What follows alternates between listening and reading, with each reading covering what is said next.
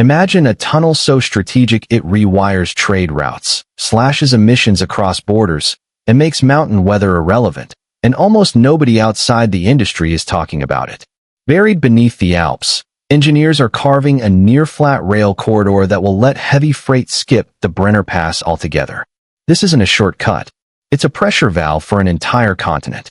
Today, more than 2 million heavy trucks grind up and over the pass each year, clogging valleys, hammering roads, and blanketing alpine towns with noise and diesel. Trains help, but steep gradients force short consists, extra locomotives, and slow timetables. A base tunnel flips that physics. Lower altitude, gentler slope, longer trains, higher speeds, fewer locomotives, and dramatically lower energy per ton. Same mountains, different math. The project at the heart of this shift is the Brenner Base Tunnel, around 55 kilometers of twin-bore under the border, stretching to roughly 64 when connected through the Innsbruck bypass. When it opens in the early to mid-2030s, it will slot into the EU's Scandinavian, Mediterranean corridor, linking northern ports and factories to Italy's industrial belt and onward to the Mediterranean. The headline isn't just tunnel length. It's what happens to the network once the bottleneck is gone. Let's quantify the upside conservatively. Flattening the route means a single electric freight consist can pull more wagons at steady speed without helper engines. Fewer train paths are wasted on banking maneuvers, and turnarounds tighten. If each upgraded path replaces even a handful of truck convoys, the annual shift from road to rail quickly hits millions of tons of cargo. Every ton moved electrically through a base tunnel is a ton not idling uphill in winter traffic. Building it is an exercise in precision hidden behind simple geometry. 2 parallel tubes carry the mainline tracks, stitched together by regular cross passages for safety. Giant TBMs eat through rock where it's homogeneous. Drill and blast teams take over where geology fractures. The deeper chambers house substations, ventilation, and emergency systems sized for long trains and long intervals between surface access. Renders look clean. Reality is groundwater, variable strata, and logistics that stretch across 3 languages and 2 legal systems. Cost headlines come and go, but the logic remains stable. Spend billions once to buy a century of operating savings and externality cuts. That includes fewer roadway expansions in sensitive valleys, lower maintenance on mountain passes, and a durable alternative when weather or policy limits truck traffic. Think of it as infrastructure insurance. When the hard part of the network gets easy, everything plugged into it compounds. So why isn't this everywhere in the press? Because base tunnels are anti-spectacle. You don't see a skyline. You don't get a ribbon of steel flashing in the sun. You get portals, cut-and-cover ramps, and a soft hum underground. The public drama is absent, but the economic drama is real. Manufacturers plan around dependable transit times, ports price capacity differently, and inland hubs spring up where timetables finally make sense. There is, of course, risk.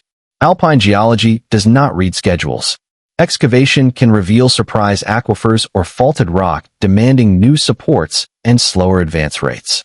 Border politics can slow down approvals for connecting lines. The tunnel only changes the continent if the links north and south are upgraded to feed it. And then there's demand risk. Will shippers switch? They will if the offer is undeniable. That means robust intermodal terminals, transparent pricing, and last-mile reliability, so a container leaves Hamburg and hits Verona when the clock promised, every time. If you want the retention hook, here it is.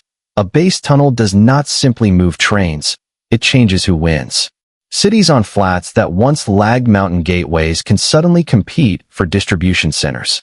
Factories that relied on night trucking can switch to late-evening rail slots without changing shift patterns. Tourism shifts as well. Passenger trains glide through at high speed with barely a grade, cutting journey times and turning weekend trips into day trips. Contrast the old paradigm with the new. Before, a convoy of trucks inching up a gradient, gearboxes hot, drivers exhausted, toll booths flashing red, locals fuming. After, a string of wagons sliding through a quiet tube at constant speed, one driver, one electric locomotive, and a timetable built for reliability, not heroics. The mountains stay magnificent, but their tyranny over logistics fades. From a design standpoint, details make or break that promise. Track alignment is tuned to limit wear at speed. Slab track versus ballast decisions trade resilience against maintenance windows.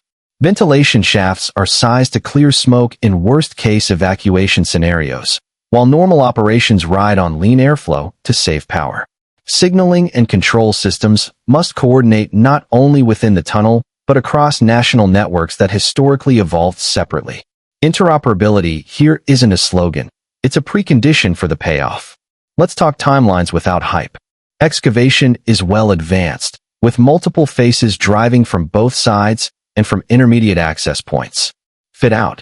Everything from catenary to communications follows excavation with a lag. Then comes exhaustive systems testing. The date that matters isn't ceremonial opening.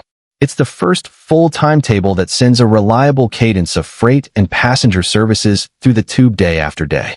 That's when the continent feels the shift. If you live far from the Alps, why care?